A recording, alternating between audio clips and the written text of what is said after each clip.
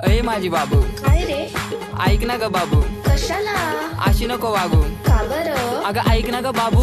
अरे बोल की. अय माझी बाबू, काय काय? अशी नको वागू. का बरं?